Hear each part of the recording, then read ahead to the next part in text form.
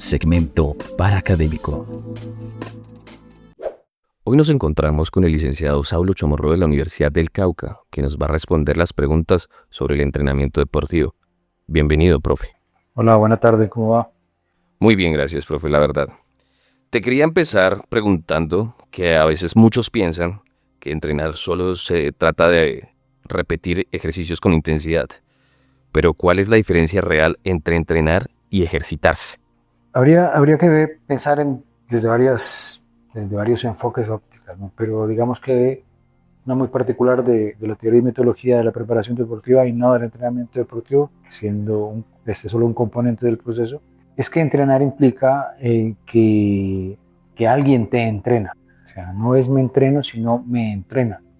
Entonces, cuando alguien entrena, tiene que ser un profesional en el sector que tiene un plan de entrenamiento, que tiene unos procesos de control de todos los estímulos y cargas que utiliza para generar las adaptaciones, pero que además tiene un sistema de seguimiento y de gestión, pero que además tiene actualización en lo que está haciendo, ya que es una persona que está en el medio. Cuando todos esos pasos, digamos, se reúnen, pues la verdad sí estás entrenando. Lo contrario, pues haces práctica de una actividad deportiva, juegas al fútbol 2 o 3 veces a la semana, te reúnes a preparar el juego, sales a trotar en la mañana, sales a montar cicla, pero no eres ciclista, ni eres corredor, ni eres futbolista, solamente haces una práctica.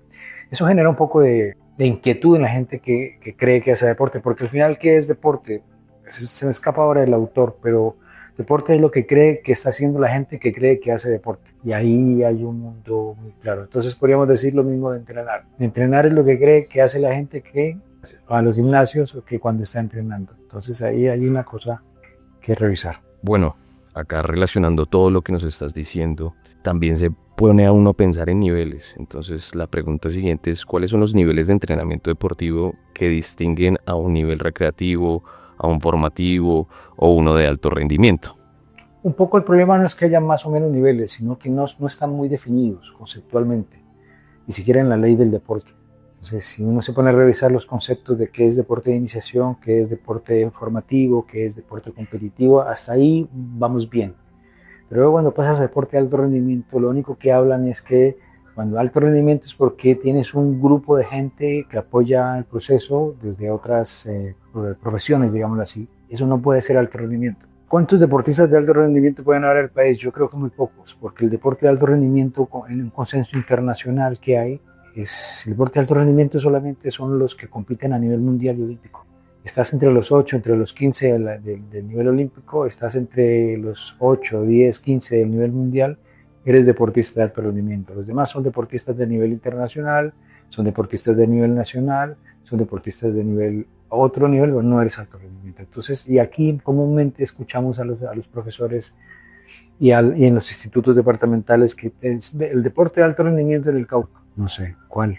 Tal vez el chico de para atletismo que fue medallista en París, pues él pero los demás no conozco ningún otro que tenga ese logro. Entonces ahí también hay que revisar algunos aspectos sobre a qué nos definimos como deporte de alto rendimiento y como otro tipo de clasificaciones deportivas, que hay muchas, no hay una sola. Esa es otra situación que tiene lastimosamente nuestro sector deporte, es que no hay un consenso en las definiciones. Yo suelo utilizar el ejemplo, apendicitis es apendicitis en medicina, aquí ni en Cafarnaúm, en Australia, en donde sea, el médico dice, tiene apendicitis y todo el mundo sabe qué es apendicitis.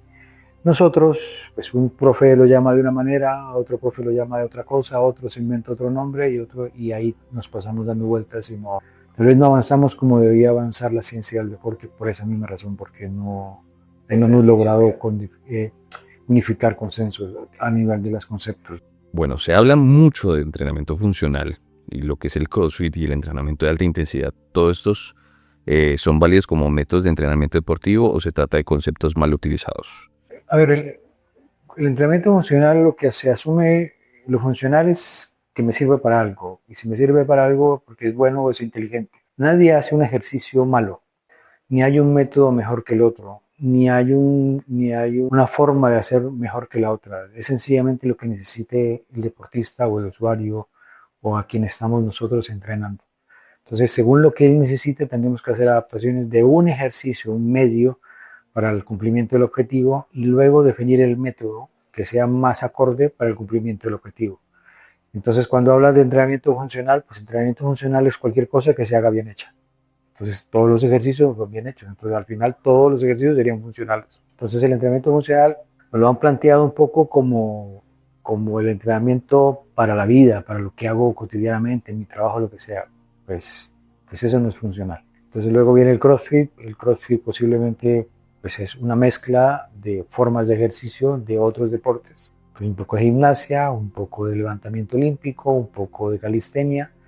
Y luego, pues yo no lo considero como un deporte, yo una suma de actividades que luego pues se desarrollan o se elaboran bajo una estructura de plan diario. Desconozco un poco las progresiones, las modificaciones de los estímulos a nivel semanal o cómo lo hacen, pero lo que sí es real, sin entrar pues, en problemáticas relacionadas con esto, es que la tasa de lesiones en la práctica del CrossFit es muy alta. Uno habría que revisar si el beneficio, la relación costo-beneficio por hacer esa práctica deportiva vale la pena o no desarrollar. Y es preciso, hablando de métodos, que nos dirigimos a la siguiente pregunta, que es cómo se clasifican los métodos de entrenamiento deportivo. ¿Cuáles son los más utilizados y en qué contextos? Va a depender de la modalidad deportiva, va a depender inclusive del género. Entre las prácticas deportivas para masculino y para femenino son completamente diferentes. Las formas del entrenamiento, los abordajes, lo fisiológico, todos estos aspectos resultan un tanto diferentes. Yéndonos un poco a la base, a lo básico de la teoría y metodología del entrenamiento, pues normalmente hay dos tipos de métodos, o hay continuos y discontinuos. Entonces, toda acción de ejercitación que solamente tiene un inicio y final, pues se referirán como los continuos, y toda acción de ejercitación que tenga varios inicios y finales, incluidos entre ellos algunas pausas o algunos descansos o otro tipo de situación, pues se consideran como intervalados o fraccionados. Pero normalmente son esos, hay continuos, fraccionados, hay intervalados, pero el lío no es un poco el nombre del método, sino cómo determinas que estás cumpliendo con las características del método. Entonces ahí tiene que aparecer el concepto del control y gestión de la carga. Cómo tienes datos para realmente saber si estás haciendo el método X o el método Y o el método Z. Pero un poco esto se queda en percepciones, ¿no? Que tampoco está mal, pero a la evolución del proceso de preparación tiene que sumarse otras formas de control, porque ya el ojímetro, que es válido, se queda corto. Ok, ya hablamos un poco sobre los métodos y ahora nos vamos a ir hacia qué papel cumplen los ciclos de entrenamiento, ya sean los microciclos, los mesociclos, los macrociclos, en la planificación del entrenamiento deportivo. ¿Por qué no se pueden saltar? Vuelve y juega un poco la dualidad que tenemos, ¿no? Inclusive ni siquiera es dualidad, yo creo que es mayor. Que cada autor llama, según su deporte, un poco diferente a los ciclos, pero yéndose a la base, pues uno encontrará que tú tienes ejercicios para realizar, que tienes que tener un banco de ejercicios muy bien planteado, muy bien controlado, muy bien identificado.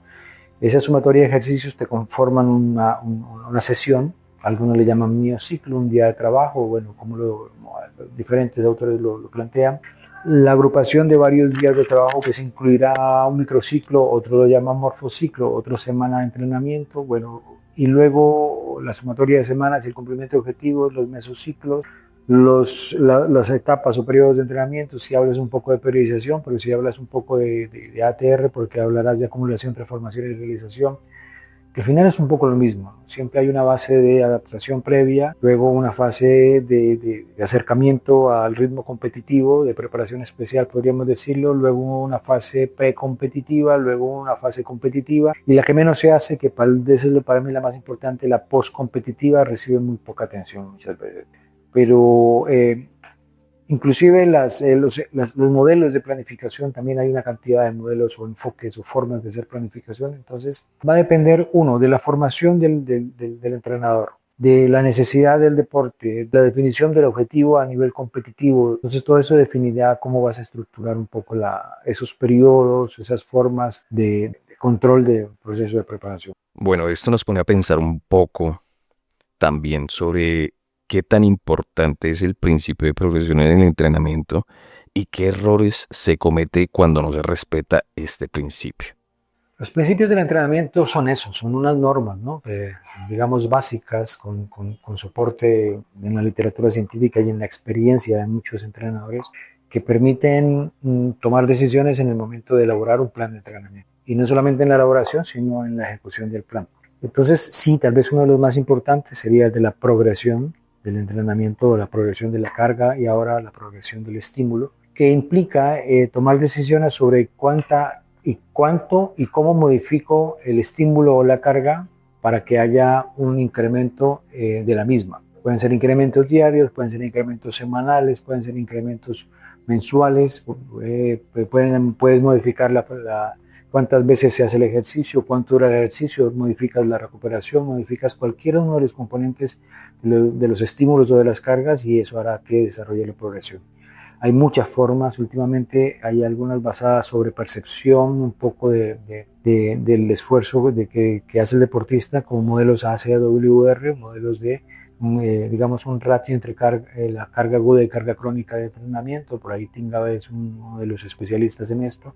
Ese modelo me ha gustado mucho, lo hemos trabajado mucho, los estudiantes ahora lo están utilizando y digamos que modelos como ese permiten hacer un control de la progresión en la planificación y luego en la gestión y ejecución de la sesión de entrenamiento para tomar decisiones de cómo avanzo hacia la semana siguiente. Hablando como de ese proceso de progresión, ¿qué es el pico de rendimiento? ¿Cómo se logra? ¿Y por qué no se puede estar en este estado todo el tiempo? Digamos que el concepto de forma deportiva, que es la precursora del concepto de los picos de rendimiento. Picos de rendimiento lo ha planteado un poco ahora en los últimos años Íñigo Mujica, un doctor en ciencias del deporte muy afamado. Y digamos que es el proceso de más difícil logro. Reconocer, planear y diseñar un plan de entrenamiento, ejecutarlo pensando en que puedes lograr el mejor nivel de rendimiento, el pico de rendimiento en la época X, que normalmente coincide con la competencia, una competencia, cual puede ser la fundamental, puede ser otra preparatoria, lo que sea, pero logras el máximo pico ahí. Muchos autores y la experiencia también me dice que es muy difícil lograr esos picos de rendimiento y en deportes donde el periodo competitivo es muy amplio, los picos de rendimiento tal vez no son tan importantes. Porque tienes 15 jugadores, 6 jugadores, 10 jugadores, depende del deporte, y entonces tienes que combinar que todos los picos de rendimiento se conjugaran y dieran uno solo, prácticamente imposible. Los entrenadores han empezado a jugar con esas formas de rendimiento que se van logrando con los deportistas para intentar que lleguen a las en épocas diferentes a aportar su pico de rendimiento al deporte de conjunto. Digamos que esos picos de rendimiento, dependiendo del deporte, pueden durar más o menos, dependiendo de las características del deporte, pero definitivamente no puedes estar en él mucho tiempo, no puedes estar sobre 3 semanas, 4 semanas a lo sumo. Luego tendrá que haber unas disminuciones de la capacidad de rendimiento que son propias de los procesos adaptativos, porque los procesos adaptativos están basados en el concepto de que haya un incremento de las cargas, una fatiga que se produce y una compensación posterior. Entonces la pérdida del rendimiento, cuando se da por programación de las prácticas de entrenamiento, pues al final no es una pérdida, digamos que es una transición entre unos procesos adaptativos a otros. Hablabas sobre la recuperación, que es un tema bastante importante. ¿Qué implicaciones tiene no considerar la recuperación como parte del entrenamiento? Definitivamente nuestros deportistas se entrenan con nosotros, vamos a decir que 3 horas en el día. Las 21 horas restantes son las más importantes. Ahí se produce el proceso adaptativo y los procesos de recuperación facilitarán esos procesos adaptativos. Y la suma de esos procesos adaptativos generarán, obviamente, la mejora del rendimiento de nuestro deportista. Entonces hay que cuidar los procesos de recuperación, hay que reconocer cuáles de las formas de recuperación mejor responde nuestro deportista, qué tipo de procesos a nivel de hidratación, de alimentación, de suplementación se deben tener en cuenta para facilitar y aligerar los procesos recuperatorios. Hay mucha teoría sobre esto, pero la práctica últimamente me ha indicado que tal vez lo más importante son el consumo obviamente de alimentos y en la parte hidratante de post-competencia o post-ejercicio para mejorar esos procesos. Por ahí hay varias experiencias, inclusive algunos autores han planteado algún tipo de algoritmos, siendo un algoritmo una secuencia de cosas que se suceden, que está comprobado, que dan resultado. Entonces ya se define el algoritmo recuperatorio y lo tienen clarísimo algunos. Entonces él termina el partido, termina el entreno, descansas más o menos 15 minutos, consumes unos carbohidratos de alto índice glucémico, tomas mucha agua, consumes unos nitratos, luego consumes un chocolate o alguna cosa así para los procesos antiinflamatorios. Todo lo tienen determinado. Obviamente eso implica tener un equipo de trabajo que te acompañe y que te ayude a hacer esos procesos. Eso se pone un poco complicado en países como el nuestro y en regiones como la nuestra, pero hay que apuntarle a eso. Acá tenemos un caso de si es válido o no es válido aplicar el mismo tipo de entrenamientos a personas con diferentes niveles de condición física. ¿Qué consecuencias puede traer esto? Vamos a colocar este caso hipotético de que, digamos, un deportista está en un club y resulta acontece que va a pasar a un mejor club que tiene una mejor infraestructura y también una mejora de progresión. Y resulta acontece que él tiene que ya entrar en ese proceso de plan de entrenamiento del otro club. ¿Es válido o no es válido? A ver, nosotros somos un poco formados, no formados, un poco la práctica se nos reproduce a través de lo que nos dijeron o lo que nosotros vemos en otros entrenadores, en otros clubes. Era muy común hace muchos años y era toda una odisea. Por ejemplo, me conseguí el plan de entrenamiento de la selección antioqueña juvenil.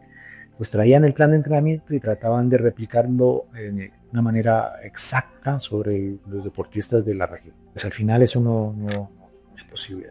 Hay que hacer, digamos que en esos pasos de un plan de entrenamiento tienen uno de los componentes es el diagnóstico del nivel de entrenamiento y el contexto, y eso hace entonces que cuando llegues a un grupo nuevo tienes que reconocer el grupo. Lo ideal sería que cuando uno llega hubiese la información ya definida sobre lo que ha hecho el grupo y uno pudiera leer el informe del plan de entrenamiento y enterarse en qué tipo de etapa están, sobre qué tipos de estímulos y cargas están realizando, cuántas competencias, rendimiento de competencias, rendimientos individuales, aspectos psicológicos, aspectos sociales de los deportistas, de tal manera que al leerlo todo el equipo nuevo o la persona nueva se entere de a quién va a entrenar.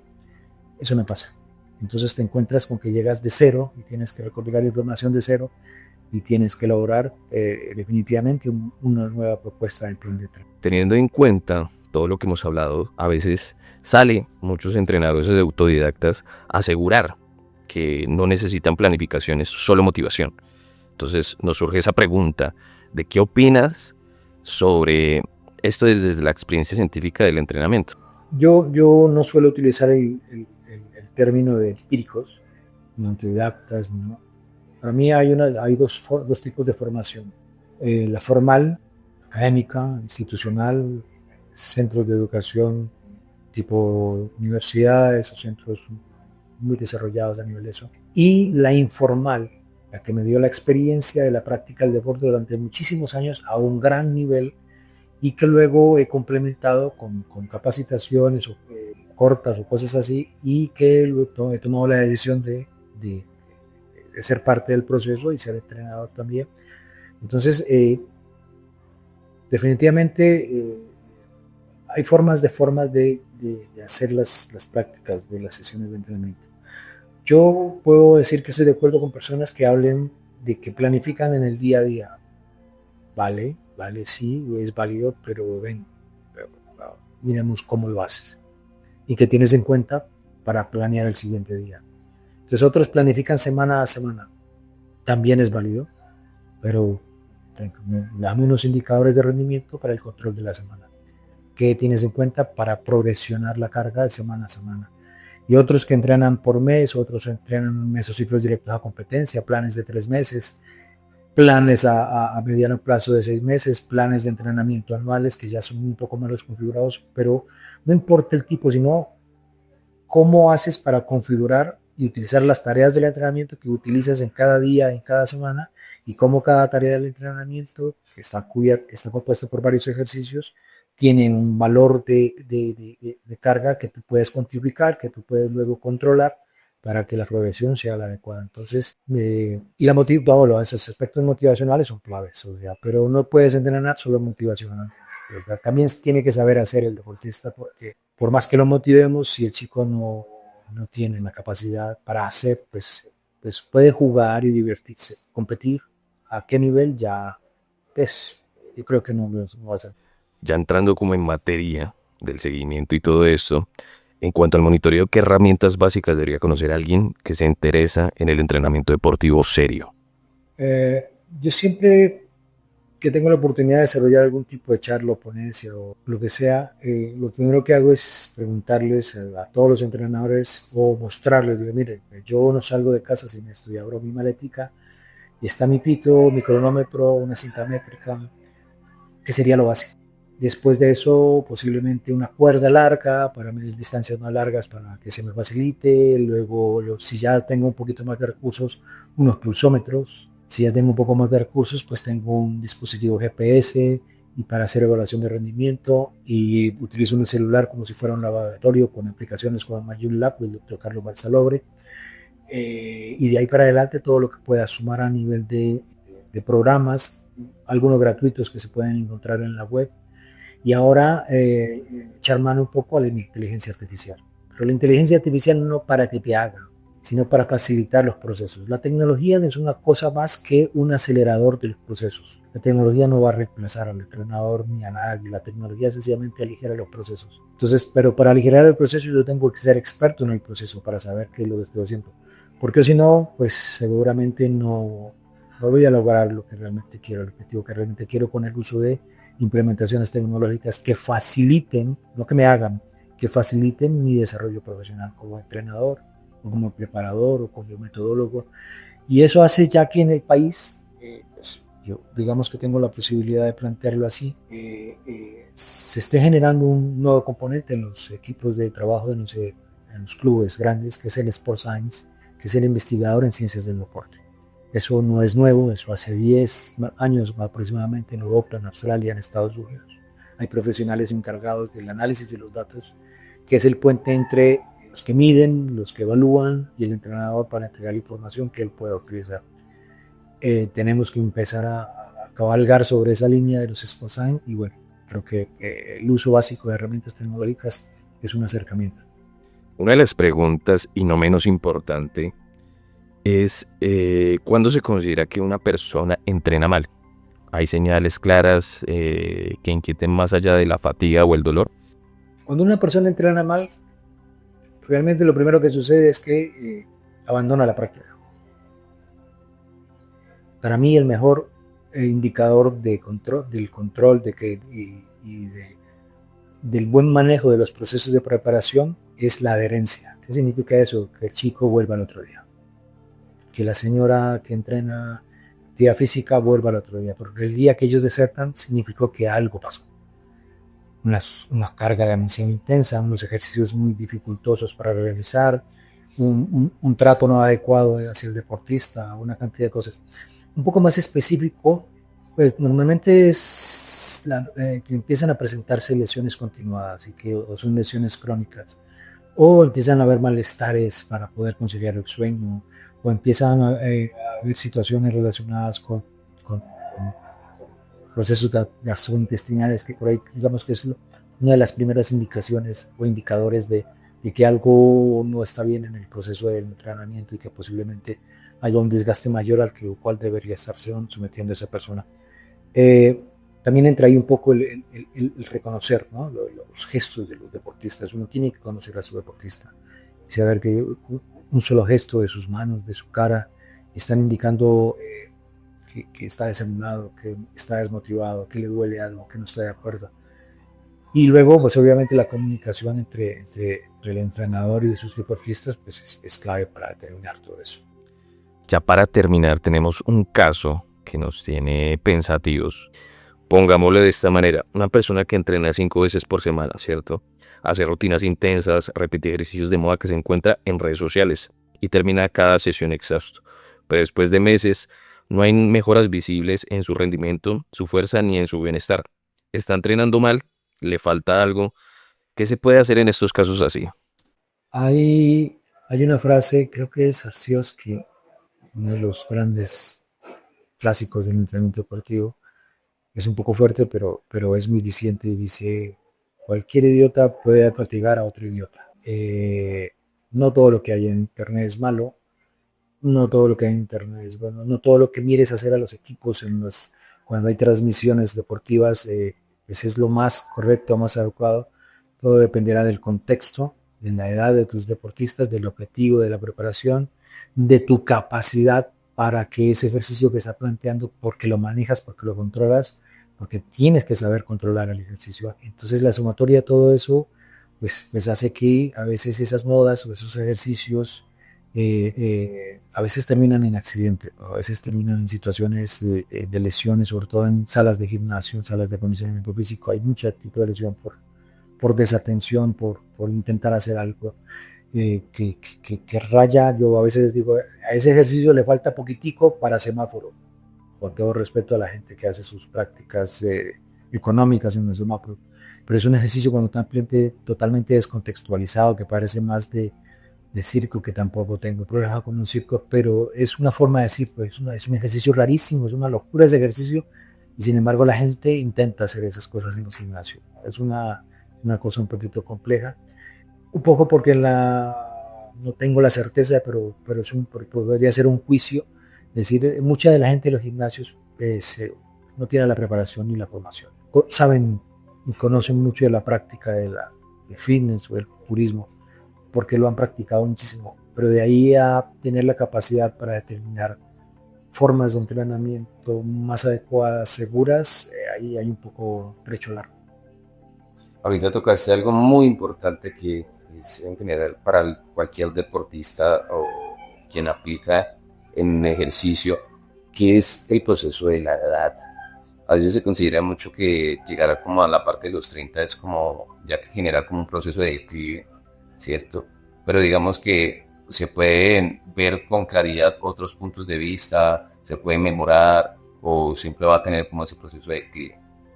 Normalmente después de los 25 años más o menos empieza a producirse unas disminuciones en la capacidad de rendimiento de algunas capacidades físicas y algunas, digamos, respuestas fisiológicas del organismo. Eso es normal. Se acentúan más posiblemente en personas sedentarias o con bajos niveles de actividad física, se acentúan menos en personas que practican un deporte y se acentúan muchísimo menos en personas que entrenan de manera sistemática y ordenada un deporte a nivel competitivo. Pero también va a depender de la intencionalidad de lo que la persona haga. Hacer prácticas de actividad física para mantener el estado de salud, para mantener la parte estética, para todo eso es válido en la edad que sea. Ojalá guiadas, planificadas y controladas por un profesional del sector. Eso es lo más ideal. Pero si no tienes la posibilidad y tienes que hacerlo de manera de autogestión y hacerlo solo porque sales en la mañana, hacerlo pues bien, tener las consideraciones mínimas de sentido común para no generar alguna situación que luego posiblemente no lesiona o no genere alguna situación de inseguridad para la integridad de la persona. Pero sí posiblemente lo saca del ruedo de la práctica del ejercicio porque se golpea o porque algo, entonces tiene que parar y eso va en contravía de su intención de base, que era poder salir todas las mañanas a caminar para sentirse mejor, o a nadar o a correr o a lo que sea que salga. Entonces es un poco eso tal vez. Listo, profe, muchísimas gracias por la entrevista. Costaín, muchísimas gracias. No, chéverísimo el espacio. La idea es compartir información, compartir no conocimientos, sino socializar lo que hacemos. Que más gente se entere en el sector de educación física y recreación mejor de lo que se puede lograr y cómo se hace y cómo hacerlo mejor. Seguramente mucha más gente se va a animar a hacer prácticas relacionadas o con actividad física o con ejercicio o prácticas deportivas o mejorar las prácticas competitivas, que sería lo ideal. Gracias por escuchar Consentido, donde el cuerpo también se piensa y la educación se mueve.